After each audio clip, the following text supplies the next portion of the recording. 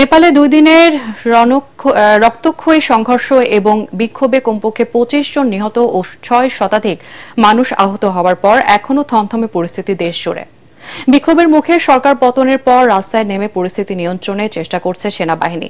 শুক্রবার পর্যন্ত কারফিউ বাড়ানো হয়েছে কাঠমান্ডুতে। এদিকে অন্তর্বর্তী সরকারের নেতৃত্ব নিয়ে দেখা দিয়েছে টানাপোড়েন। এর মধ্যে বিক্ষোভকারীদের প্রতিনিধি দল সেনা সদর দপ্তরে গিয়ে অন্তর্বর্তী নেতৃত্ব নিয়ে আলোচনা করেছে। অন্তর্বর্তী সরকারের প্রধান হিসেবে সাবেক প্রধান বিচারপতি সুশীলা কার্কির নাম বেশ জোরে সোরেই শোনা যাচ্ছে। 2016 থেকে 2017 পর্যন্ত নেপালের সর্বোচ্চ আদালতের প্রধান বিচারপতি ছিলেন সুশীলা কার্কি। এছাড়াও সরকারবিহীন নেপালে ব্যাপক লুটপাট ও ব্যাংক ডাকাতির খবর মিলেছে। ধারণা করা হচ্ছে দেশটিতে চলমান বিশৃঙ্খলার সুযোগ নিচ্ছে সংগঠিত অপরাধী চক্র। এদিকে সবকিছু ঠিক থাকলে আজই নেপাল থেকে দেশে ফিরবে বাংলাদেশ ফুটবল দল। কাঠমান্ডুর ত্রিভুবন বিমানবন্দর কর্তৃপক্ষের সবুজ সংকেত পাওয়ায় বেলা 11:30টায় বাংলাদেশ সেনাবাহিনীর বিশেষ বিমানে দেশে ফিরবে জাতীয় দল। শুধু খেলোয়াড় নয়, আটকে থাকা ক্রীড়া সাংবাদিকরাও ফিরবেন একই বিমানে।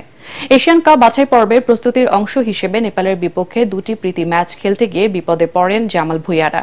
নেপালে চলমান রাজনৈতিক অস্থিরতার কারণে লক্ষ্য পূরণ হয়নি। প্রথম ম্যাচে গোলশূন্য ড্র করার পর টিম হোটেলে বন্দী অবস্থায় দিন পার করতে হয় কাবেরার দলকে। ফুটবল দল, কোচ, অফিসিয়াল এবং 11 জন সাংবাদিক সহ 56 জনকে সেনাবাহিনীর বিমানে ফিরিয়ে আনা হচ্ছে।